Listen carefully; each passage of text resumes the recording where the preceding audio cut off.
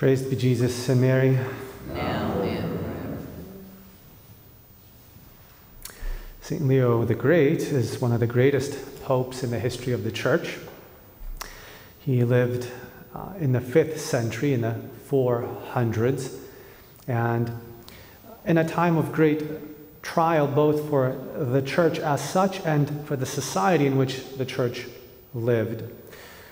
St. Leo the Great was besieged by problems within the Church, heresies that were threatening the true faith of the Church, which he had to repel, and also attacks, physical attacks from the various tribes that were coming down from the north into the Italian peninsula, threatening Rome, threatening the population, the faithful, the very lives of the faithful, of whom he was a shepherd. In a remarkable way, because of his holiness, St. Leo the Great was able to repel both the spiritual and the physical attacks that threatened the Church of his time. And precisely because of this strength of repelling the spiritual and physical attacks, in today's opening prayer, we say, "O God, who never allow the gates of hell to prevail against your Church." We call to mind that divine promise that the gates of hell will never prevail against Christ's Church. And by gates of hell, here we mean all hell, the gates being a symbol of that strongest part of that city of the evil one. As Cornelius of Lapide says, the gates signify hell itself because the gate is the entrance into a city, and because the chief defenses and strength of a city are at the gates. Because if they and the adjoining walls are safe, the city is safe. And if they are taken, the city is taken. So long story short, the gates of hell symbolize all of hell. So not even all of hell unleashed against the Church will be able to prevail against it. That's the divine promise. They will not prevail. They will assault the Church, but they will not prevail. So we must remember that the promise stands in the fact that they will not prevail, but not be surprised if they do attack the Church. And if we are being under attack, it doesn't mean that Christ is no longer with us. And even if that attack maybe seems to come not just from outside, but sometimes even from inside, and the attack seems to want to even expel Christ from his Church, we must remember that even then the promise holds true. The gates of hell shall not prevail. Even when it seems like, shouldn't that guy be keeping the enemy out, and he seems like he's letting him in, and even when it seems like the people that should be keeping the enemy out are collaborating and in collusion with him, even then the gates of hell shall not prevail.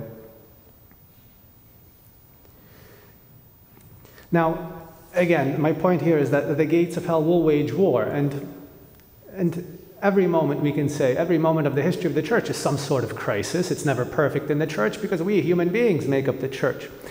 But when the gates of hell wage war, there will be some damage inflicted. There will be some casualties. But there are certain things that the gates will never destroy, and three principally.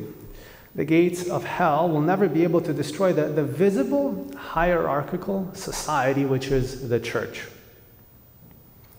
The bishops and the laity. And amongst the bishops, the Bishop of Rome, the head of the Church. The Church will never be left without a head. The Church will never be left without bishops. The Church will never be left without the faithful. These will always remain. The Church will always be that visible, identifiable, hierarchical society of head, of bishops, and then all bishops and the laity, the faithful with them. Outside of the Church, yes, there will be societies without a head, without bishops, without faithful, yes, but never within the Church. Next, this visible hierarchical society will always retain the faith. And again, in this moment of crisis, you might be saying, like, really, Father? Like, really, the faith. But what does that mean? It means that for membership within this hierarchical, visible society, we will never be required to err in faith or to reject the faith. Communion with the bishops, with the rest of the Church, communion with the head of the Church, with the Pope, will never require rejecting the faith or making an error in faith. Again, other members in the Church, even in the hierarchy, can err, can make mistakes sometimes, and again, even that would require a long explanation and a careful explanation and a cautious explanation, but nevertheless, communion with this visible society never requires on our part any error, any loss of the true faith. Outside of this visible society, yes, there will be loss of the true faith. Very often, those who are outside, to justify their being outside, make errors of faith. But again, outside, the faith is not there, but always will be intact within. And lastly, this visible hierarchical society that maintains the true faith also maintains true worship, right worship, pleasing to God. Meaning, fundamentally, that the church will always retain valid and lawful, or licit, synonyms, valid and lawful sacraments. The sacraments within the church will never become invalid. The church will never celebrate sacraments that are not such, that are invalid. The church will never celebrate sacraments that are unlawful either. In the church, and only within the church, there will be both valid and lawful, whereas outside of the church, there will be either invalid or at least unlawful, not pleasing to God. Of course, the evil one, the devil, and the gates of hell, all of hell, will attack the hierarchy, the visible society, the faith, and the sacraments, try to destroy all three of these elements, but will never prevail.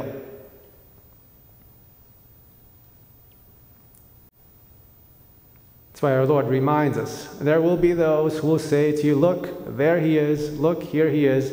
If we are members of this visible society in communion with the Pope,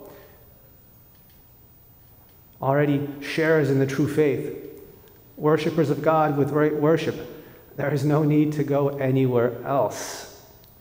But yes, our Lord says, first, he must suffer greatly and be rejected by this generation, the Son of Man, that is. So even when this church seems to be crumbling and defeated, even then, the divine promise holds true. And even when people say, look, here he is, look, there he is, go over there, go over here, our Lord says, do not go off, do not run in pursuit. Stay right where you are, as Our Lady did at the foot of the cross. When our Lord was suffering greatly and being rejected by this generation, Our Lady stayed faithful to him and to his church. So, St. Leo the Great is for us a reminder of that. Yes, we are in the midst of a battle, but a winning battle. The gates of hell will wage war, but they will lose. They shall not prevail. Praised be Jesus and Mary. Amen.